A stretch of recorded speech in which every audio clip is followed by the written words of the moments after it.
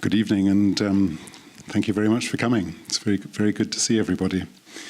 Welcome to the second in the series of lectures on the theory and practice of cultural leadership, which the British Council is running together with Garage. I am delighted to introduce this evening's speaker, Simon Murray, Senior Director at the National Trust in the UK. I first met Simon here in Moscow earlier this year. I met him on the last day of a month-long visit to Russia. And we had a conversation which I remember very clearly because Simon and his wife had been to a lot of places in Russia. They had been to places in Russia which even I had not been to, and I have spent a quarter of my life in Russia. And Simon will be talking about this evening. I also understood in that conversation that Simon has some very strong relationships in Russia. It was a pleasure to meet again this week at the St. Petersburg International Cultural Forum. And it's a great pleasure to welcome Simon to speak to us this evening. Ladies and gentlemen, please welcome Simon Murray.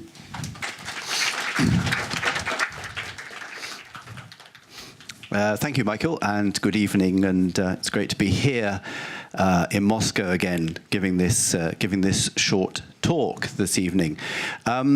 As Michael said, I work for the National Trust in the UK, which is, I'm going to tell you about it in a minute, is a conservation organisation, and I'm the Senior Director and Deputy Director General of that, and I've been working in the heritage field for 30 years.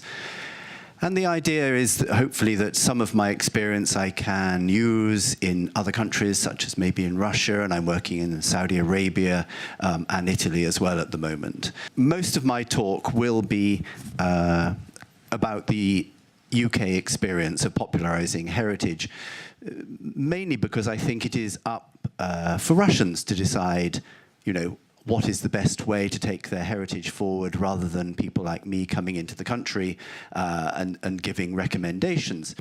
However, as Michael said, I was at the St. Petersburg Forum last year and gave a speech there, which was heard by your Deputy Minister for Culture, Oleg Ryzhkov.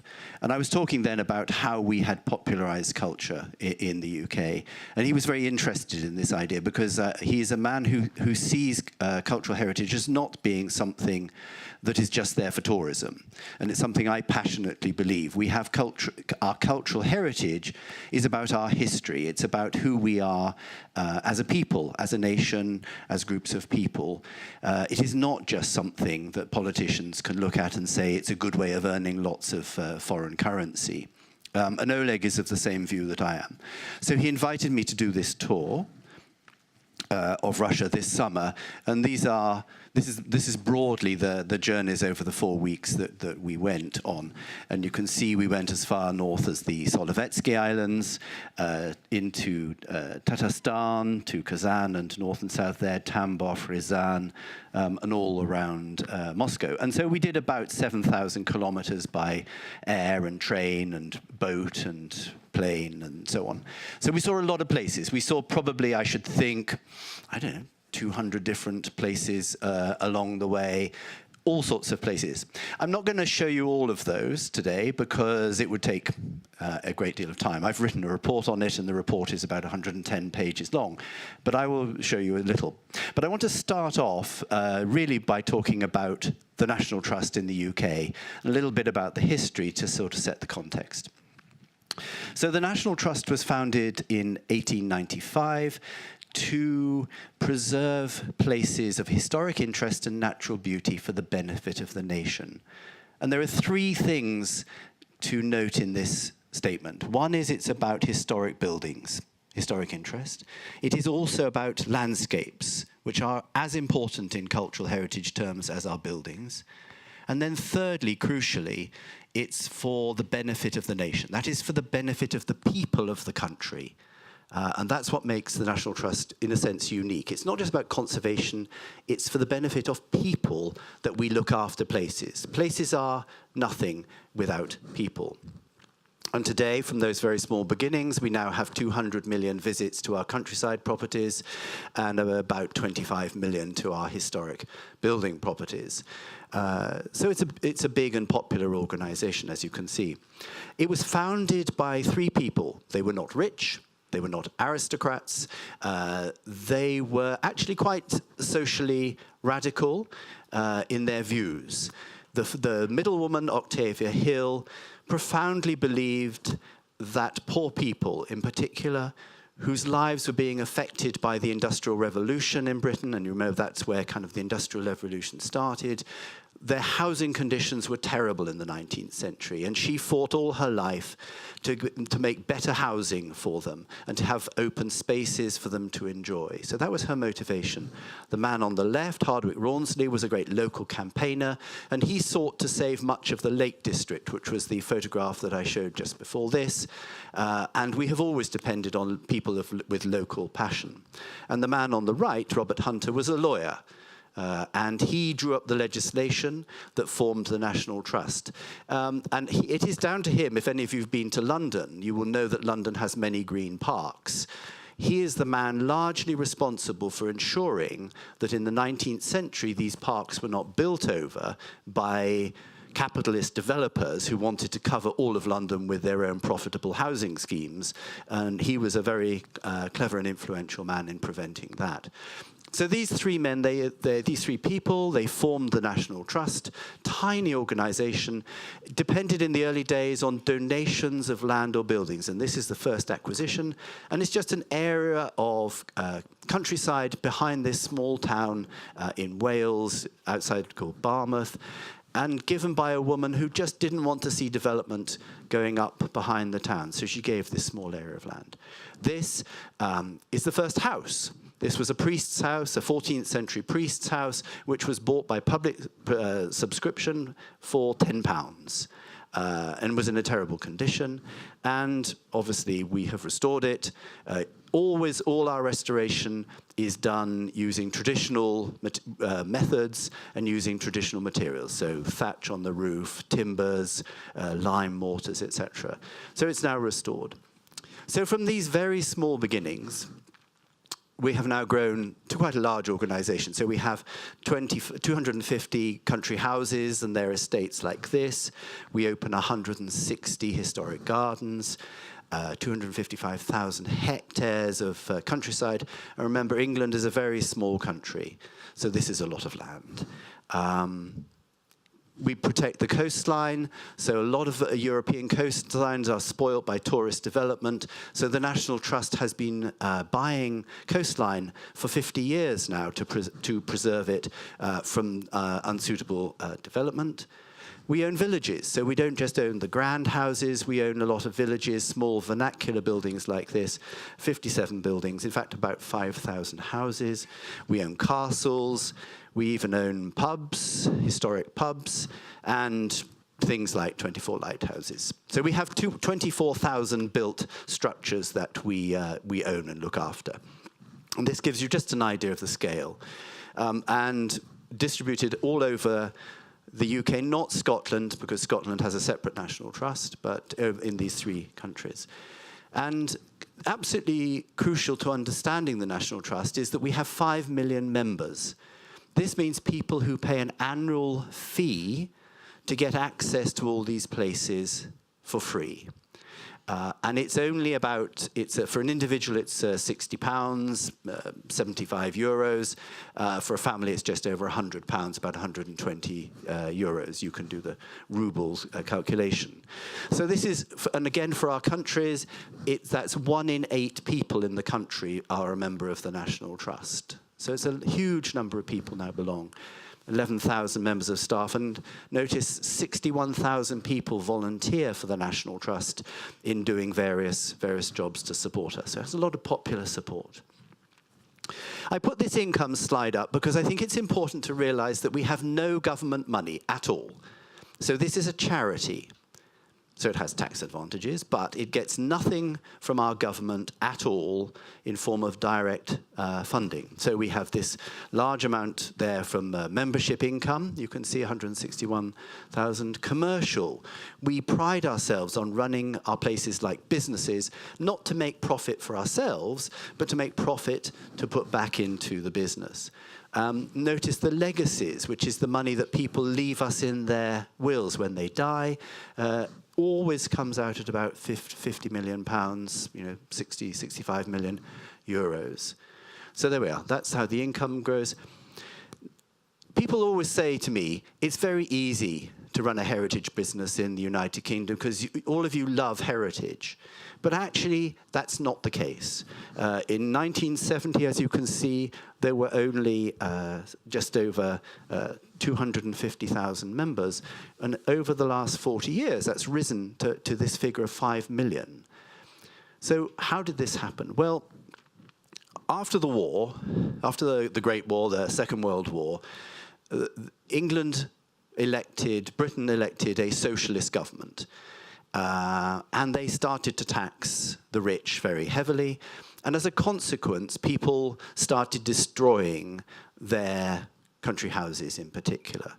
And over the next 30 years, about 2,000 houses like this were destroyed. So not by war, or other social changes as happened in Russia, but simply because it became uneconomic and cheaper to pull these places down.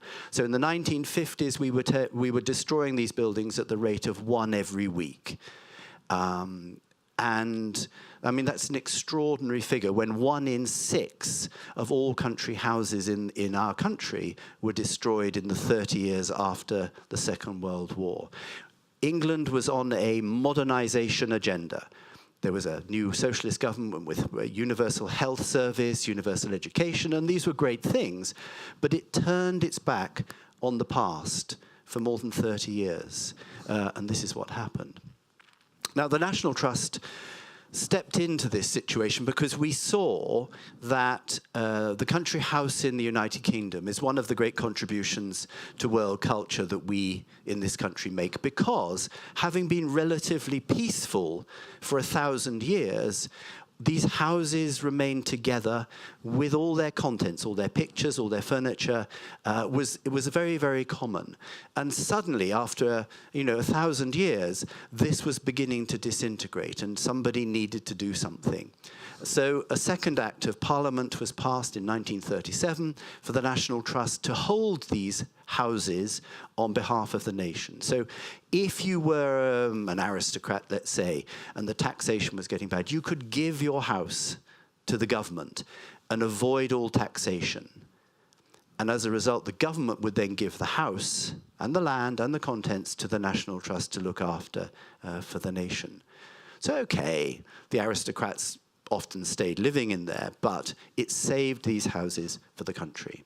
And this is one of the first houses to come, 1947, Blickling Hall House, everything in it, fantastic, really, really important library, assembled over 400 years and about 10,000 hectares of land around it. The Duke and Duchess of Devonshire, who own one of the most important houses, Chatsworth, in the UK, had 2 deaths. They had a huge tax bill. So although they kept Chatsworth and opened it to the public, this wonderful 16th century house called Hardwicke Hall was given to the National Trust with its tapestries and embroideries, etc., etc. And so that came in 1959. And this continues to today. Lord Sackville at Knowle, his grandfather gave Knowle to the National Trust in 1946, and he still lives in the house. This deteriorating situation I talked about was brought to the public's notice in full in 1975 by a big exhibition in the Victorian Albert Museum in London, which highlighted what was happening to our country houses. And people woke up to the fact that before it was too late, something needed to be done. And over the next 40 years, this fashion for heritage has been created from almost nowhere. And it wasn't just the country houses that were being destroyed. After the war, people looked at this sort of houses that working class people lived in like this and thought these were terrible. They were called slums, and a mad rush to destroy these houses also began to happen. And people were moved, new housing was built like this, high-rise apartment blocks, and people were moved into these houses. And what we didn't see coming, and I don't know how similar in Russia it is, but there were many social problems from breaking up of communities, from moving them from these houses into these high-rise apartment blocks. And so what people had not reckoned on was that people may have been poor and the physical conditions were not good, but people had their communities, they had their friends and they had their neighbors around them, and these were the most important things to people's sense of security and happiness in life, not just the physical, things like kitchens and bathrooms. You can cure those. It's very difficult to bring back communities once you've destroyed them. And indeed, that's what happened. People started to realize these old houses could be renovated, could be restored to make good housing for today. And I think I will come back to this when I come to my Russian examples, because I think it's really important. People thought 40 years ago all of these houses had to be destroyed because they could not be modernized. And it was proved that actually you could make them perfectly good with bathrooms, and obviously it grew this fashion for heritage. And companies like Laura Ashley started to bring out traditional decoration for houses and made it very popular. And things like TV series like Downton Abbey and Upstairs, Downstairs, all these things came together in Britain since about 1970, 75 to create this, this enthusiasm, this fashion for things of the past. And that's the story of why it has become so popular in the United Kingdom. So the first thing is, it wasn't always there. After the war, heritage was really unpopular. But we, with amalgam, with a sort of mix of influences, have created this fashion, this passion for heritage in the United Kingdom. And as a consequence now, these 25 million visits that people make to our houses and gardens, and then there are many people opening the private houses as well as the state opening historic assets. So it's very big and successful business. One of the key things that we learned was this idea that if heritage is not for tourism and it's for people, how do we make it for people?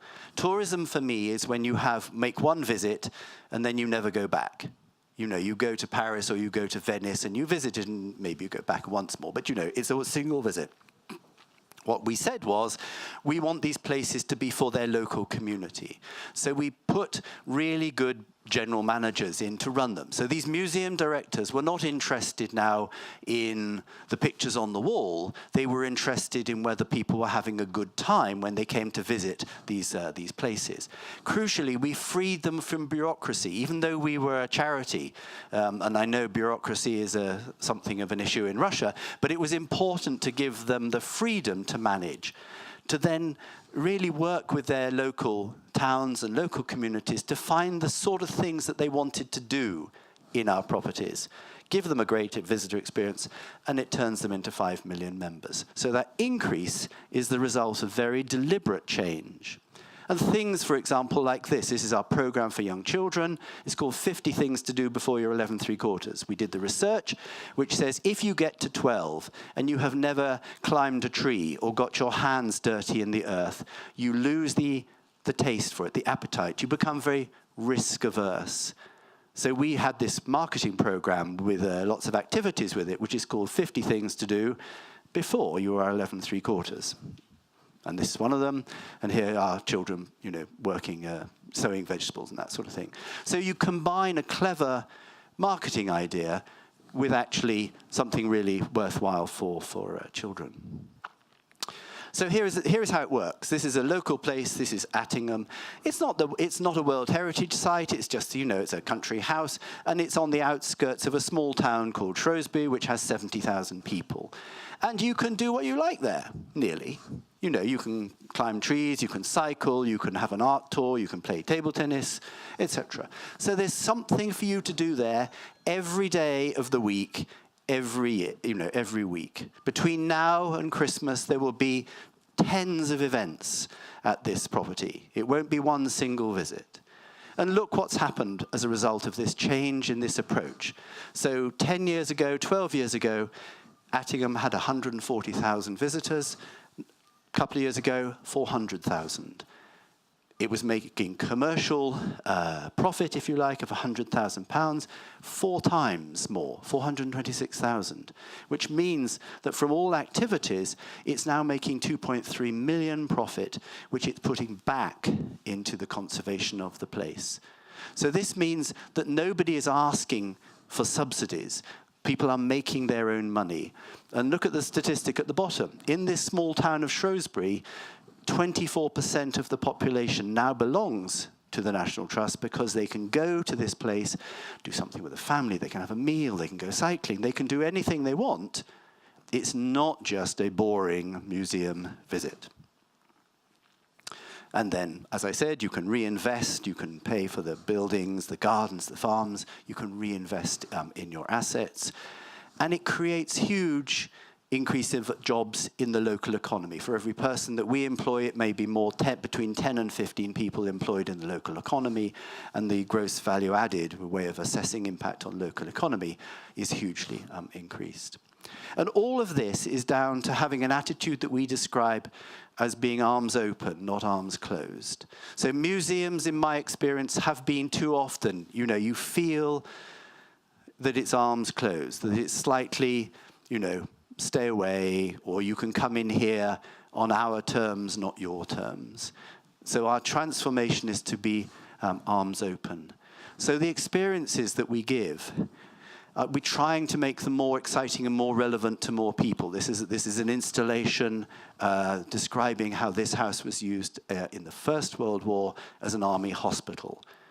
And this is more what we're trying to do, as opposed to this, where you go round and they'll say, this is a painting of the Duke of somebody, painted by so-and-so, and this is a table and it's made out of mahogany, and this is a piece of Chinese porcelain, which is about 1720, which is completely, information is not knowledge. Information is a way of kidding people that they're getting knowledge. But information can lead to, but knowledge can lead to caring. And what we're trying to do is grow people's knowledge and understanding, not just throw tons of information at our visitors, which I'm afraid is too common. So here is an example of a program we're doing next year. So in 2018, it will be 100 years since in England, women first started to get the vote to elect members of parliament.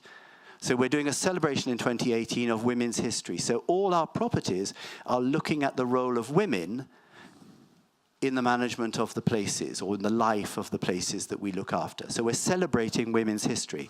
All of this begins to attract a different audience than the traditional audience to these historic houses than in the past. And if people who live in London, this is a house on the outskirts of London, if they want to do fun runs, park runs in the middle of the night, then we say, okay, you can do a park run in the middle of the night, if that's what you want to do. So it's about saying, well, what does your audience want, not what I want for you. It's putting the audience before us. And it's really important, therefore, that the facilities that you offer the people are good, like they are here at the garage. But, they have to be good shops, good restaurants, and so on. So when you put all that together, this is kind of how we feel about it today. This sense of the heart of people loving their heritage, because we have made it easier for people to love their heritage, to feel that their heritage is part of their birthright, if I can use that word, of who they feel they are, their identity, rather than being just something that is to one side and is part of the tourism industry. So that's the National Trust and the UK experience. Let's have a look at Russia. So I showed you some of the places I went, but before I came to Russia for the first time, a year ago, I'm afraid, first time, sorry. This is what I had in mind for Russian heritage, these grand European buildings like the Winter Palace, the Hermitage. That's, those palaces around St. Petersburg and around Moscow. But of course, that isn't the whole story, is it? the sort of places I fell in love with, we fell in love with, I was with my wife on this tour, were places like this, Zéré, which is, a small village now on the banks of a river, wooden houses, still with the vegetable gardens, the onion dome churches beyond. This is also as important as the palaces to a sense of Russian history, it seems to me. Or indeed the great landscapes, looking through endless distances through the birch trees is as important as a concept in terms of Russian identity as are the European influenced palaces of St. Petersburg. And you see them, and this is a bad photograph, but this is one of the houses we went to, which I'll show you a bit later. This is the house of the Loons family, which is near Ryazan. But the typical grouping of the small country house with the church next door and the small village. This sort of thing, which seems to sum up so much of heritage. Or this view by Isaac Levitan. We went to Plosh as one of the towns we went to. This classic view looking down onto the River Volga, the wooden church, and the great expanse of the landscape beyond. So what is it like now? Well, too often, this is the sort of thing that we saw, particularly in the wooden villages, as people are moving more and more away from the villages to the cities and abandoning these isolated villages. This sort of condition is now more and more common.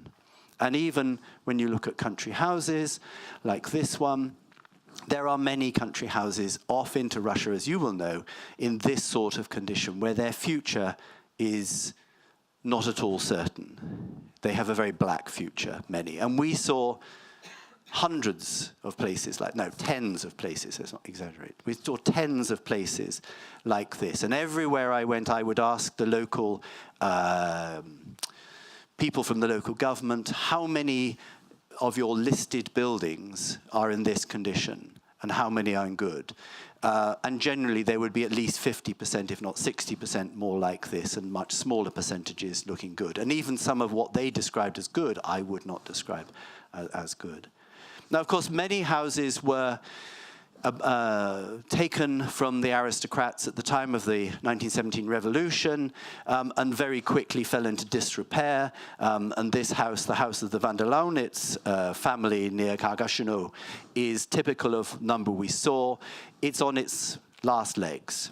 The trees are growing up through the roof. Well, there is no roof, growing up all around it. And of course, like so many places, we were told there is a plan.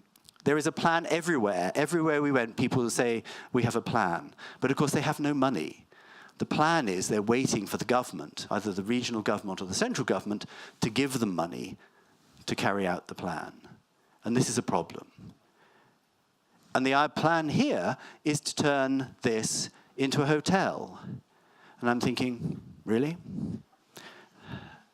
Okay. But also the situation is not ideal for a hotel. Who's going to want to? Is it for a business hotel, tourism hotel? It's unclear. But it doesn't look a very likely starting point. A very, very beautiful house is this one, the Virant house, which, like another group of houses, was saved after the revolution by being turned into an institution, either a sanatorium or a school or something like this. And this house was a sanatorium until the 1990s, after Perestroika, when it was closed and abandoned. And now it is beginning the same story as the previous house, with the trees coming in and me walking up the stairs, and you can see the condition. So it's been vandalized, the banisters on the stairs have been broken, every window has been broken, there's a hole in the roof, all the floors are rotting. In 20 years, this house has nearly lost it. If somebody doesn't do something in the next 5 years, this house will be no more. Which is a tragedy, because this is a beautiful house in a beautiful location with a wonderful stable block next to it and the village. But what will happen?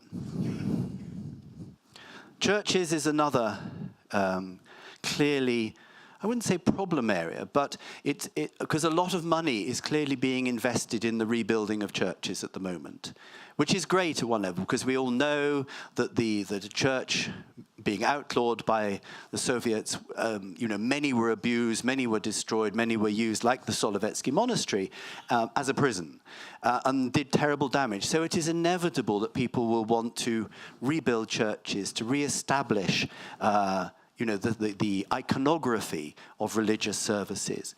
And this is a photograph that was taken a while ago in part of the Solovetsky monastery of how it was. So something needed to be done. What is interesting, though, is that, and I'm sorry this slide is blurred, moving it, is how many changes are being made in this process of restoration. So at Solovetsky in the monastery, you can see the marks on the wall where a lot of 18th and 19th century additions and changes have been removed, because at the monastery they want to recreate the monastery as it was in its heyday in the 17th century. So these are 18th and 19th century windows, which used to also extend on the other wing, which have been taken out, and 17th century windows, which you can see in an engraving, have been put back in. So for me, personally, that is sort of where does restoration become rebuilding is an important question. This came to the fore when we visited, as I said, the town of Plush. And here you see a rebuilt church on the right, and next to it, a wooden church. And in the small picture, you can see that although millions has been spent on the main church, no money has been spent on the wooden church, and there is a hole in the roof, and soon that roof will go. So there's something about which heritage do you value. Interestingly, if I looked on TripAdvisor to reactions to the new church, and there were quite a lot of Russians visiting, not foreign tourists, saying, the new church, I feel no reverence for the new church because it is too new. Or somebody else said it has no soul. So there is a worry for me as we look at the, we've got ruins at one end, but at the other end, we're seeing total rebuilding of buildings, which is losing their soul as historic places. And the most extreme and mad example I came across was this, the house of Foreign Secretary Checherin's uncle in this village called Karul, which was a wooden house, which burnt down 20 years ago and is now being rebuilt in concrete and looks like a car park. So at what point does the restoration become a problem? Does it become not the original place and you lose the feeling? And it's not as if I think that this is like in Eastern nations, like in Japan, where there's this constant tradition of rebuilding places. We saw many examples of fantastic conservation and restoration work. This is the cathedral in Twelveth, where the frescoes have been beautifully cared for a century since the revolution. At Suzdal, the walls of the Kremlin and the monasteries are repaired with lime mortars and lime washes in traditional ways. This is great. And yet, even today, we were out at Kuskovo and seeing still the preserved 18th century paintwork on the doors inside the building. So these are all places that I would say have a soul. You can reach out and touch the past, as indeed in one of my favorite visits, which was to Tolstoy's house in Moscow, which you can really sort of feel the atmosphere of the writer as you go around the house. So it seems to me not a question of, can Russia do this? Of course you can.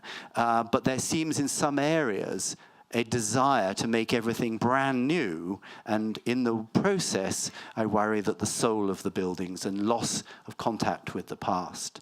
So in my report, my first recommendation was about establishing principles of restoration. There is legislation, of course, but in the UK, we publish, and Historic England publishes, principles to guide the owners of buildings in the right way to approach conservation and restoration of buildings.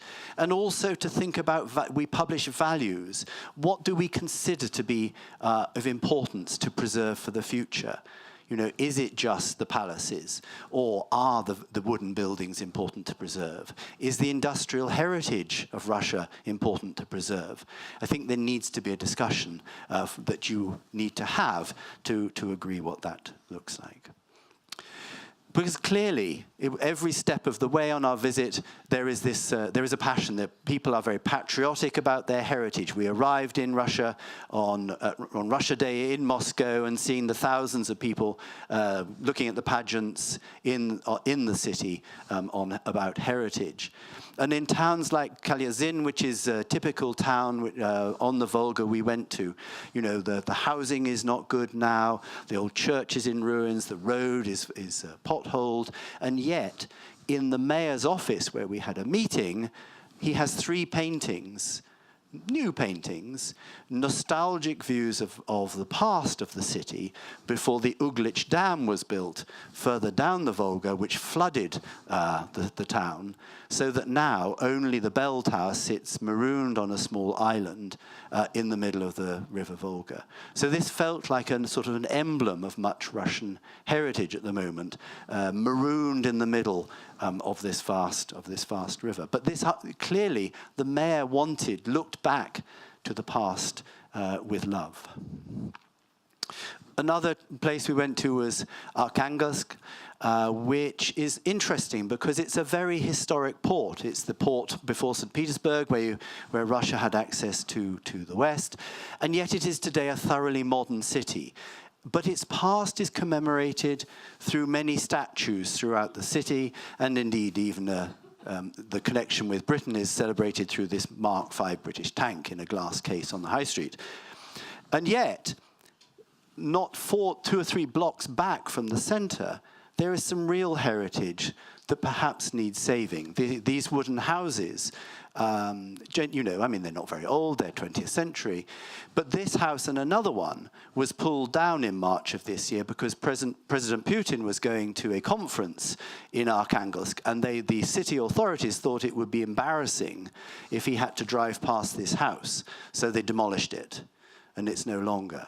So all the wooden houses are now moved or recreated in a museum for wooden architecture about 15 kilometers outside Arkhangelsk. So this is a town, this is a city at the heart of the wooden architecture of Russia, and yet is in its most important town. It doesn't recognize that heritage and puts the heritage in a museum.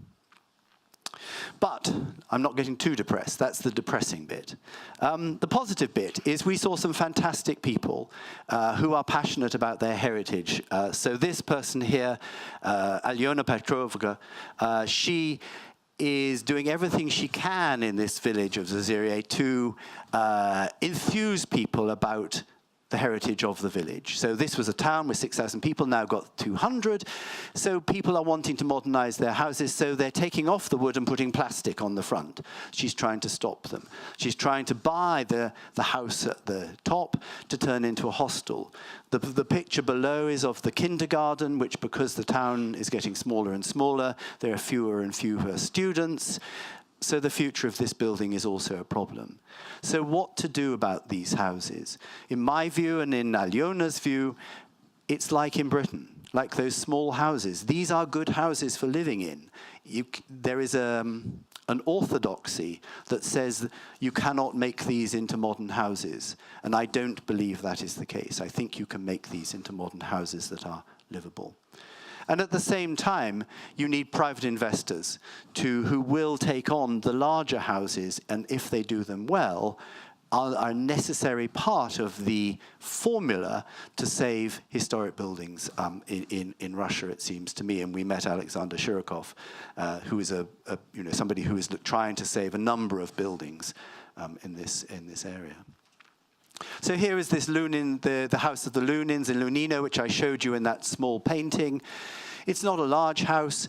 In Britain, this house would be bought by a rich businessman. It's 85 kilometers from Ryazan. It would be bought by a businessman. It would be sympathetically restored because there is legislation, and it would be a house.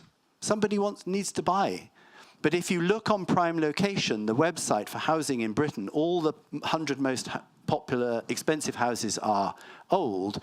In Russia, the 100 most expensive houses are all modern, because there is not a taste for the people who could do this to buy old houses and restore them. So my second recommendation has been around how to create this fashion for heritage. I don't know the answer. I know how it happened in Britain, but my suggestion in my report is that there be an exhibition, perhaps at next year's Cultural Forum in St. Petersburg, which will show through pictures the plight of some of Russia's heritage, to raise the profile, and then to have a conference, not just of academics and architectural historians, but ordinary people, business people, people like you, raising your voice and saying, you know, we must do something about this. So that's my second. And lastly, I just want to talk about how, because I talked in my English example about how things are run. This is a house belonged to the businessman, one of the two brothers, called Asiv, outside Tambov, and it's been restored by the government. It's a state property. Nobody knows what to do with it now. Do we turn it into a hotel? Do we make it into a museum? There's nothing in it. Do we turn it into the regional offices of the Russian Heritage Agency? I don't know. So something needs to be done with this. But interestingly, what we often saw was that although a lot of money was spent on the building itself, very little money was spent on the landscape, on the park. And when that money was spent, it was not the same priority to make it a historic restoration. So this is the park immediately around this Asiv house, with modern paving, some tent, I don't know. And it's not very attractive. So I think there is a message there about the context. Where we did see it in Vyatskoye village in the north, again, private owner. I don't know if you know this place. It's a historic village, number of museums housed in various buildings in the town, all owned by one man. He can do what he likes because he buys them, he owns them. But actually, the context of the place, unlike the Asiv house, is very good. One of the places I've been to, and I was there only yesterday, Arkhangelskoye, is a place which receives hundreds of thousands of people, and a lot of money has been spent on the interiors of the house. You know, a lot of very professional restoration work has happened in the house, but actually, again, outside, no money has been spent at all. So in the park, these are the balustrades. There are weeds in all the paths. The things like the bins are bad. You know, it just doesn't feel like a good historic place. And yet, interestingly, of the 600,000 people who visit this, most of them only go into the park. Only a small percentage go into the house. But all the money has been spent on the house, not on the park. So if you're spending money for the benefit of people, you would spend it on the park. And that has been my advice. And this is the visitor reception. You know, so 600,000 people, this is how you receive your visitors, through this kiosk.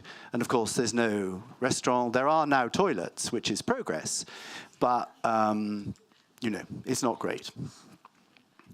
But again, not to be too depressed, we saw one fantastic example, really good example, and I'm at Sviazk, and I can't pronounce it, in Tatarstan, which is this island, which is a World Heritage Site, where, you know, not only famous and important religious buildings, as you can see with the monastery at this end, but the village itself, and has been beautifully restored, so that the feel, the sense of place has been kept. So that these are photographs in one of the museum buildings taken from the 1960s, and still the same fencing, the same, you know, people still live in the village. The wooden houses are being sort of looked after. And the facilities, again, are entirely in keeping with the place. So there's a sort of village square where you can buy things at these stalls, and the boardwalks. The hotels are not big new buildings, but are put inside the old houses. And again, the museum isn't an immense new museum, that you pick up the story from Trotsky's house through to the KGB prison by visiting various houses, and the story of the place unfolds. This was as good as anything that you will find in Britain. So it's entirely possible to create this sort of visit, and it gets 500,000 people visiting every year. So my last recommendation was around this idea of a new business model. I think that we need to find a way to free people who run these places, free them from some of the state bureaucracy so that they can run more commercially and reinvest the profit into the places. And I think this is really crucial if these places are to start to engage the Russian people in their cultural heritage. These are the educative establishments that will be really important. So I've talked quite a lot about people, you will notice, in this. And so like my three founders, these are my three founding spirits for the future of cultural heritage in Russia. You get obviously the private investor, but only any good if they do the work sympathetically. And we saw a lot where they are not being sympathetic. Plastic windows, concrete, the rest. You need to be sympathetic. We definitely need local heroes. I am convinced that enthusiasm from the people is essential if cultural heritage is to survive in any country. It is not a top-down activity, it's a bottom-up activity. And people like Alyona, there must be thousands of these people, activists who will stand up for heritage. And then Artyom at the end, Artyom Silkin, who is the general manager at Sviazk, has all the entrepreneurial skills that we look for in the managers of our places. For me, he's the blueprint for the future. And so lastly then, it would be nice to think that in 10 years' time that we could create a similar picture in Russia of the love that you all have for your heritage. And I just put down at the bottom there, the best photographs in that presentation were taken by somebody called Vadim Razumov, who runs a blog. I don't know if any of you know. It's well worth looking because he has traveled the whole of Russia, the whole of Western Russia, taking photographs of many of the places that I've shown, and it was him who put together the tour that we went on. So that's the end of my talk. Thank you.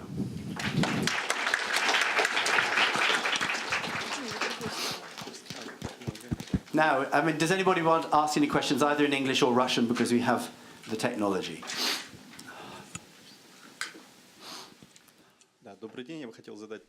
Hello, I would like to ask you a question in Russian. Could you please tell us a few trends that could become the marketing stimulation for the Russian people to visit these places? Probably you've noticed that we have a long-standing cultural history, and partially our history is related to the change of government. So we have the revolutionary history, we have the Soviet past, which also produced a lot of monuments, like constructivist monuments. So, can you name three trends which you think can be promoted right now, or three hints, three pieces of advice which we can use to promote this heritage, pre-revolutionary, the Soviet past, and the contemporary Russian heritage? I think you've answered your question. I think you have. I think there is. I'm not an expert. Remember, I'm not an expert in Russian history. I've been here a month. My sense is that there will always be a play between the European influence and the Russian influence. Pre-Peter the Great, post-Peter the Great, the 19th century debates around, what is real Russia? These are important themes that need to play out. And then absolutely the whole of the 20th century with its various manifestations of architecture and cultural heritage during the Soviet periods is another big theme. So I think for me, I don't know if that's the theme you meant, but in terms of periods, that would seem to be, those would be the right things to be looking at. And I just don't know whether you feel that the state recognizes all of those themes in where it puts its money in terms of preservation.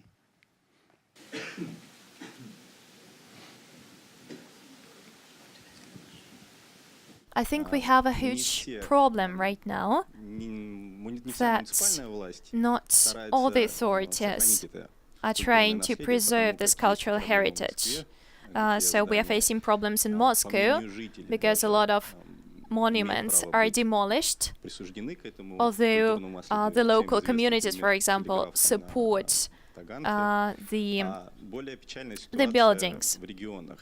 And I would say that the situation is even more problematic in the regions where we have really few monuments of constructivism, and they seem to be really popular all over the world, so they could attract a lot of tourists from Europe, for example, or from America, but they are in disorder, in disrepair. And as for our post-war history, ever since 1950s, I would say that we don't have a lot of heritage from this period onwards, from the 1950s till now, because the aim was to provide social housing, and I wouldn't say that we had a lot of great architects working in this time. But I will ask again the question, what did you like most in Russian? What could be turned into a marketing brand? So what should we start selling, so to speak, out of these three periods? Remember I said that I'm not interested in marketing heritage for tourism. I'm interested in heritage for what you as a people feel is important to your souls. And therefore, my soul responded to the wooden architecture of the villages. So for me, it's not a marketing thing, it's just important because it's part of Russia's history. But I would agree that there is some post-revolutionary, as you say, constructivist architecture, which I know is in danger at the moment. We're having the same debates in Western Europe, in the UK, where a lot of, early modernist buildings are being destroyed. But at the same time, we are listing a lot of them at the moment to stop them being destroyed. But I can't give you an answer, perhaps, that you want. Thank you. Hello. And what organization did you invite in Russia? Like, with what organization in Russia do you work, or you just did this research by yourself? Oh, largely by myself. So the tour was put together by Vadim Razumov. It was because it was primarily because of my expertise in country houses in Europe that I was asked to come. So you haven't met with any Ministry of Culture? Oh, yes, because my invitation was from the Ministry of Culture. Yeah. So Oleg Ryzhkov, who is the Deputy Minister for Culture, with responsibility for all heritage, he made the invitation. So the tour was organized by the Ministry of Culture for me with Vadim's advice. Along the way, I've begun to meet, more experts along the way, but it was more just to look and see. But that's who responds. So the report that I've given is a report to Oleg Ryzhkov.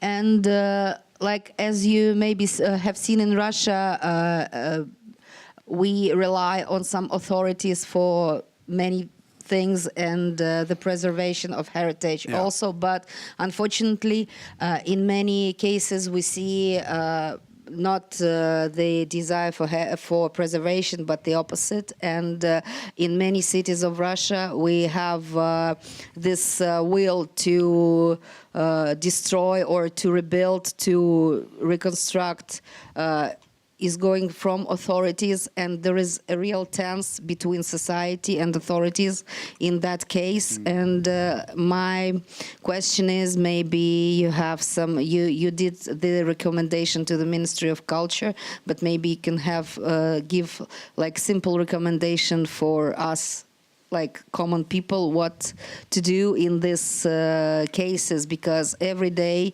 we are losing what we have, and every day we have the conflicts in different cities, in Moscow, in many places, like you have shown, like what to do in this situation.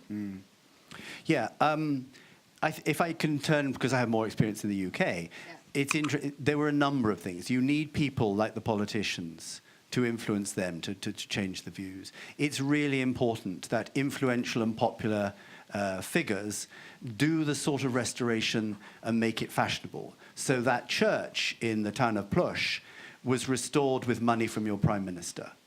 Now, if he is setting an example that says that brand new reconstruction is how you do it, it will send messages out to the regions that that is the right thing. So it's really important that famous people start to do things. I mean, it's one of the interesting things in Britain is when you remember the Beatles, you know, pop music and the Rolling Stones, when they made a lot of money, they bought country houses. So they made old country houses cool because people saw that that's what they went and bought. They didn't build brand new houses. So that's, you know, it's kind of interesting. But then it's really important that people themselves, the biggest revolution in Britain happened because ordinary people started to buy houses or rent houses and keep them and live in them. And that's what really changed when hundreds and then thousands and then millions of people started to want to live in these old places. That was the most powerful thing. So what can you do? Don't live in a modern house. You know, find yourself a wooden house in the middle of Moscow if you can. Or a constructivist building, you know. But I think people have to follow through on their convictions. I think the problem is there is maybe a tendency to say it's really important to save it, and where do you live? Oh, I live in a modern apartment block on the edge of Moscow. And I know it's difficult, but everybody has to try and everybody has to play. My message is there's no one solution. It's when a lot of things come together. We need, you know, TV, we need newspapers, we need a champion on the web, we need politicians, we need rich people, we need ordinary people starting to do the right thing. And generally, in my experience, that has changed the tide from what you described, which is what I saw, to something more positive. But it took 40 years for us. Thank you very much for your talk, Simon. I know that you don't like to talk about marketing and rural development through marketing, but still one of your recommendations was to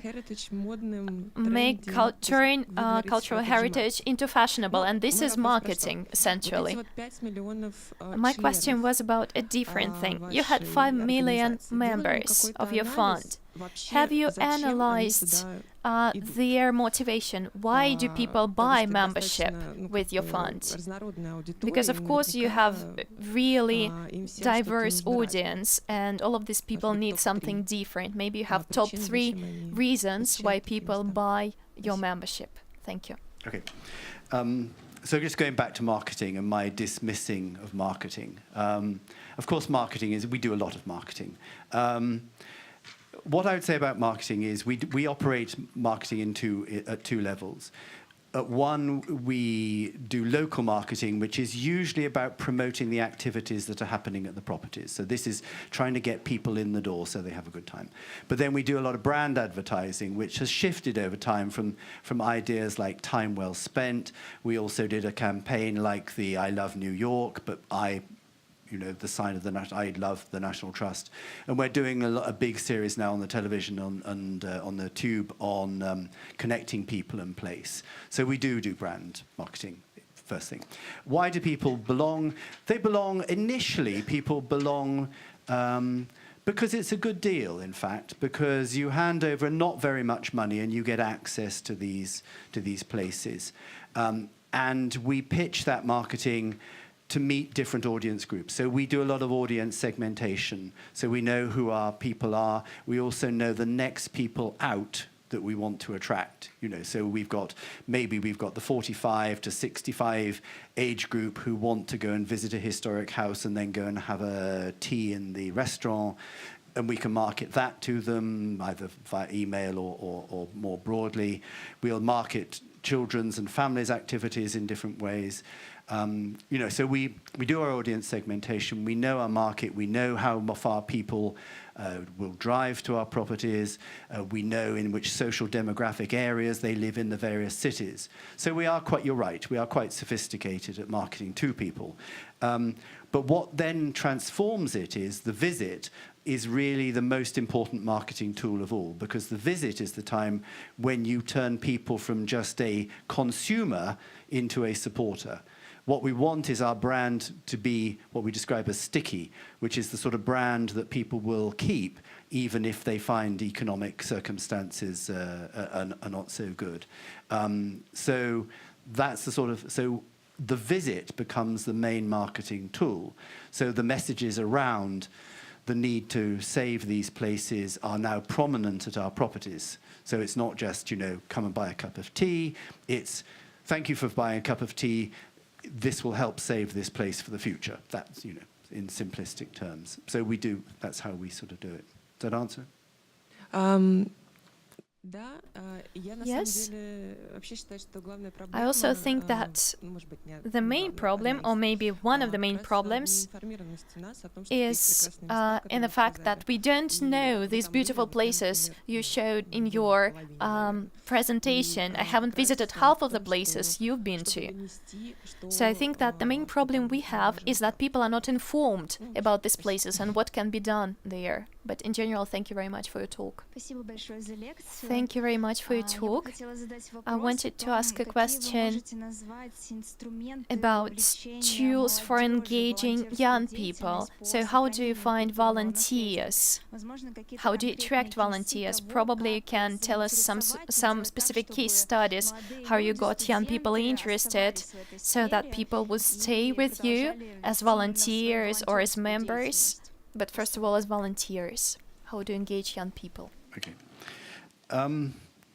In two ways. I mean, I have to say that young people from sort of 15 to 30 are a difficult group on cultural heritage. So we're trying. So, I mean, obviously we start young, so we're by marketing and providing activities for families when children are younger, from 0 up to 15, is a good starting point. Thereafter, it is more difficult, but what we have found, we're using a lot of, say, for example, modern art works in exhibitions at our properties. So we will then advertise that there is a modern art, contemporary art taking place at the properties. That's quite good for getting in. We do stuff through schools, but less so.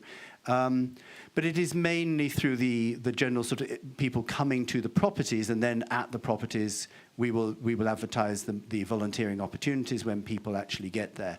It has to be said, though, that most of those volunteers, those 61,000, are older. So it is a problem. We are facing a demographic problem in our volunteers. It's interesting that I do quite a lot of work in Italy with the Italian National Trust, and they are very much more successful than we are at getting younger people involved in cultural heritage. And one of the mechanisms they use is they have something, it's called FAI, Fondo Ambiente Italiano, and they run something called Spring Days, FAI Spring Days, when young people organize to open local heritage attractions that they want to see open.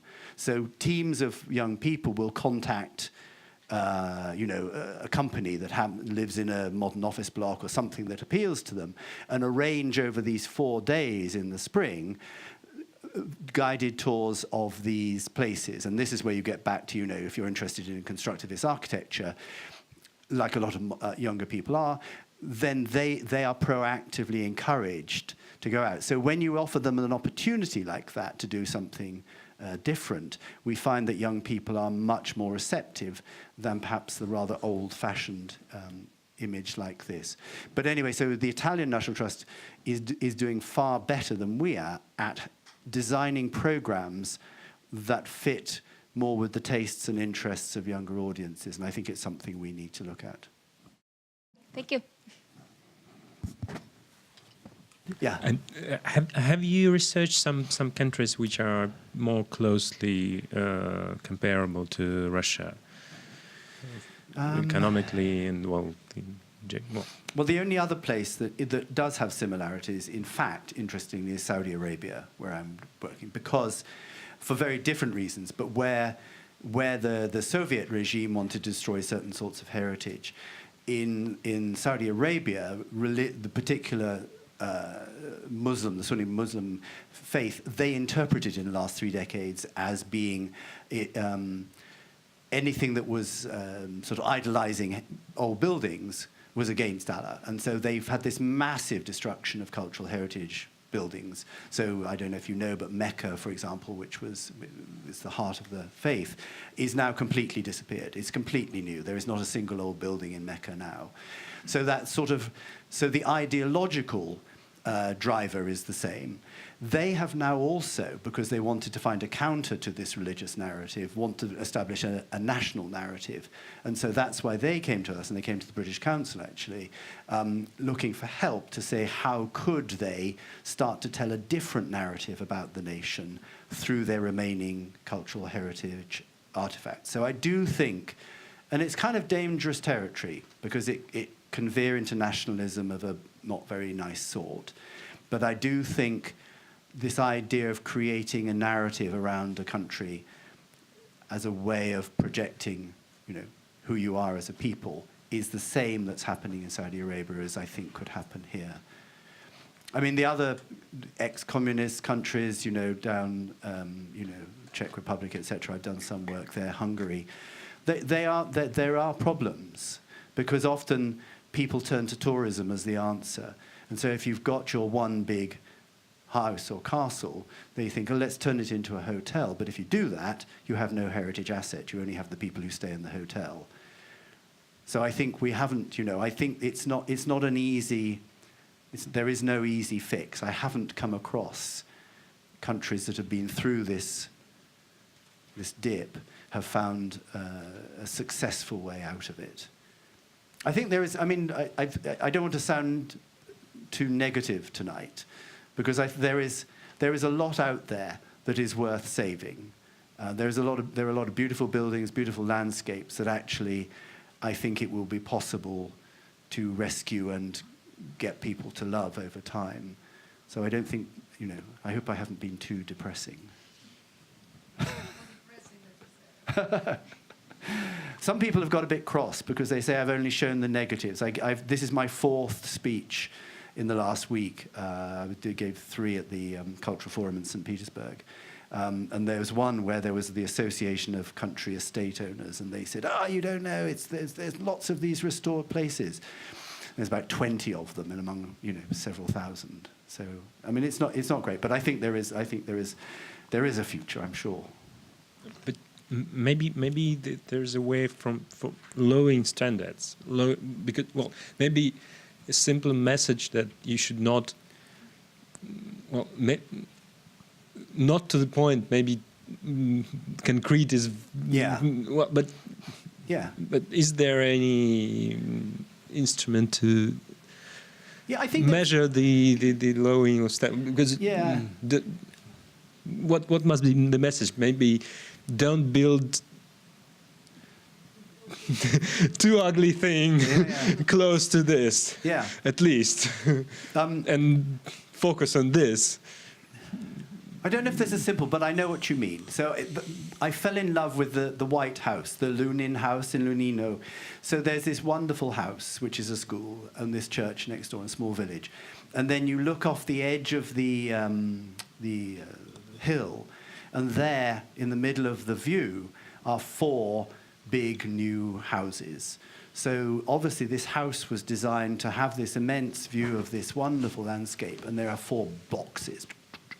So I think there is a message about planning. It's about thinking about beauty. It's not a word we use enough, but beauty is absolutely essential. I do think when you say get on with it, and I think you're right, I think people must be less afraid, but people leap to concrete. Everywhere we went, every church we went into, the sort of churches that in Italy would be, looked after, and they've just got remnants of fresco, are being whitewashed, and it's all new, and there's a tile floor, and there's underfloor heating. So I think you can't say just get on with it. But the Lunino house, you could live in that without a lot of money. There is always this problem of we do nothing unless there is a big project. Everywhere we went, we're waiting for the millions of rubles from the government, and then we'll do this big restoration. So I think the message is, actually you can do a lot if you do a little.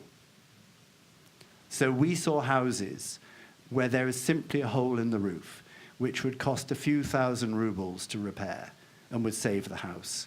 But nobody is going to spend that because they're waiting for $1 million to do the whole thing. So I think probably, if you're looking for a sort of simple message, is do the small things now than wait for the big investment later. Maybe you should do some radical things, like, well, destroy some some places, and say, well, because, well, but people England actually did this. Well, Yeah. You destroyed it with the marketing, well, with the financial courses. Yeah. And it seems very different from totalitarian planning like this, but the result was the same. Maybe before a country destroys enough, but I think it can't. Yeah, but aren't you at that point now? I think you have destroyed enough. I think now, which is why I think we could do an equivalent of the exhibition in London in St. Petersburg next year, is to say, basically, we have destroyed enough. You know, it's time to stop. It's time to look after these places better. But time is running out, because, as I said, between ruins on one side and the reconstructions on the other, the amount of stuff in the middle is getting smaller and smaller and smaller. And that's what I worry about, is that misguided restoration, rebuilding, will destroy much of what is remaining standing. So that wonderful white Vorontof-Dashkov house, which was a sanatorium, again, you know, hole in the roof, floors go, vandalization, that could have been saved so easily. And now I fear what will happen is either it will become a ruin, or somebody with too much money will come along and turn it into a modern boutique hotel, concrete floors, concrete walls, plastic windows. And when I spoke to the people from the local authorities, some of them said, yes, we can stop this, but many said, no, it's impossible. If the men with the money want to make this work, do this work like this, we can't do anything about it. Which is why it happens. It's got depressing again.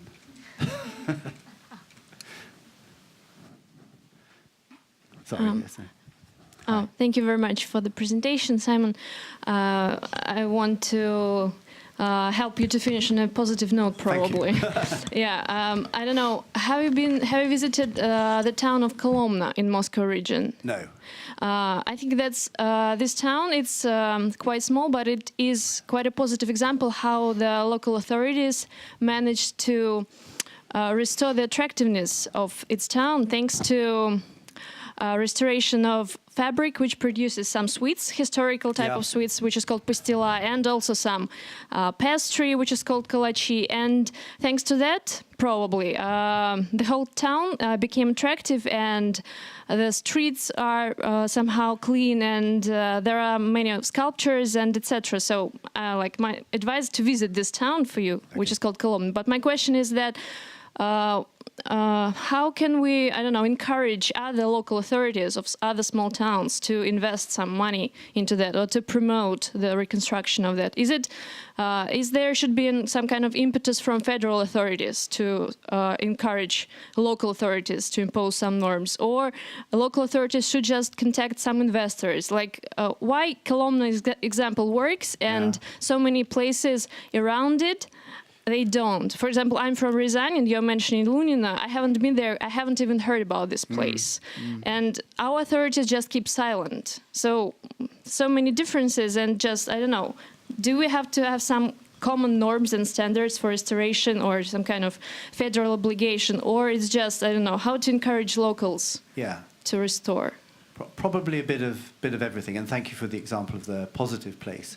I mean, I think there is a role for state legislation and guidance, and those idea of principles that I talked about, I think are important.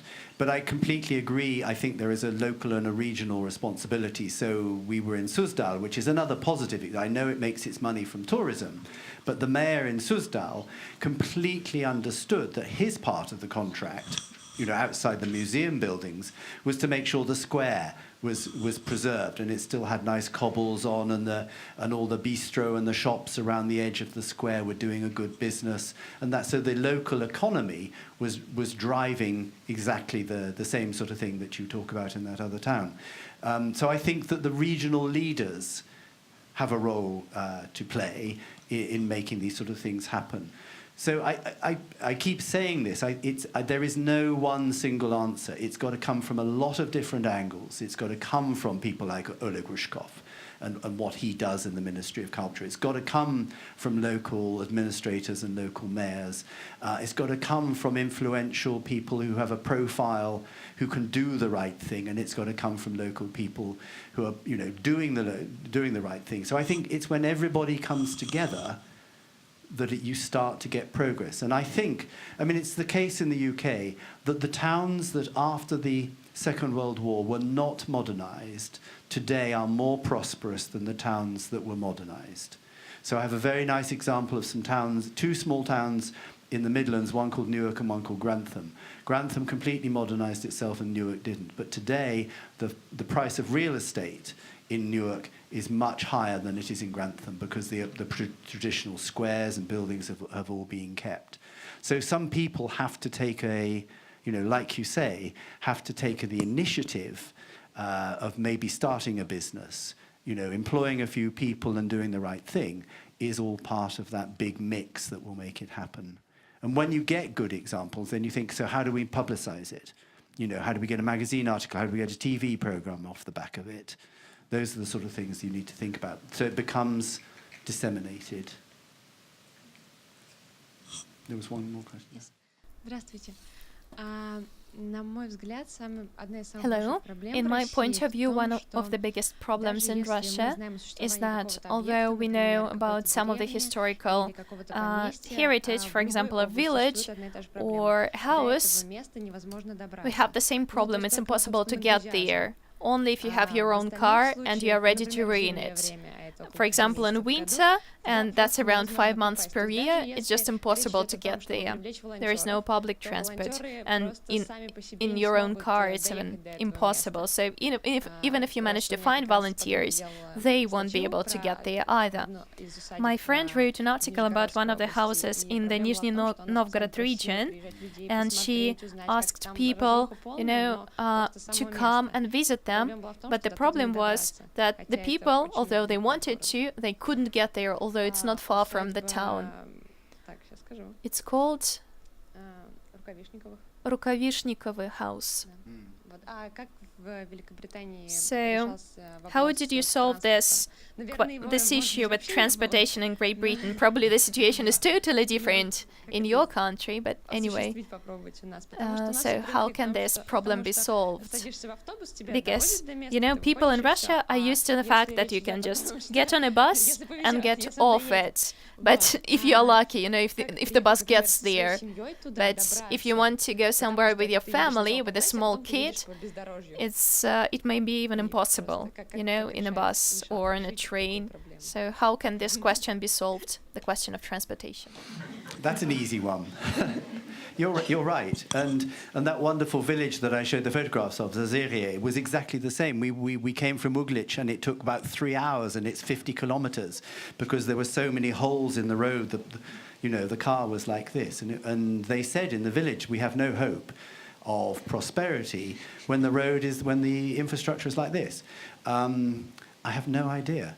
The only thing is that the UK is a very small country, and so it's easier to, do roads when they're this long than when they're this long. But you're right. Seriously, I think connectivity and infrastructure will be, for these more remote places in Russia, will always be a problem. But whether it's for tourism, for visiting, or whether it's just because people could live there, that nice house, the Lunino house, I suspect, and I'm trying to remember, that to get from there to the main road to drive into Ryazan is probably takes you an hour, and it's probably 15 kilometers because the road is so bad, and then it's okay. So I agree it's a problem, but I have no advice.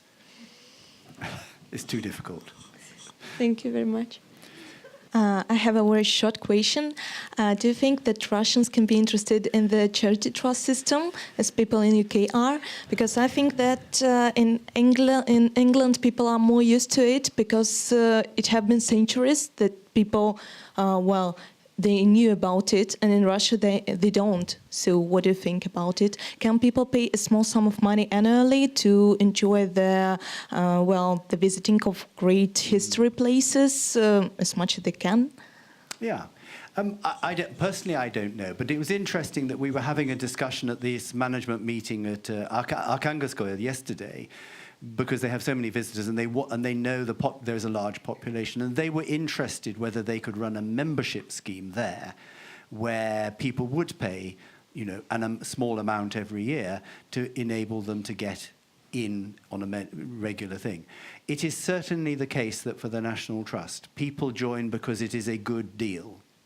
So they remain after a time because they think it is a charity, it's a cause that they want to support.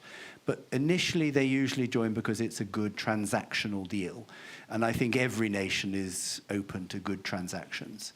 So if I create on the edge of your town a place that you can go 10 times a year to do concerts, to go walking, cycling, eat in a nice restaurant, do a historic town, all of this, and I say it's going to cost you, 10,000 rubles or whatever it is, but to come once it's going to cost you 4,000, it makes a good deal. We calculate that basis on about 3.5 to 4 visits per year is how we calculate that thing. So there is that side to it. And then it's important, then you move people on that journey towards supporting it as a charity. Yeah. Thank you. Спасибо, Simon. Давайте поаплодируем. Thank you very much, Simon. Let's clap. Let's express our gratitude to the speaker.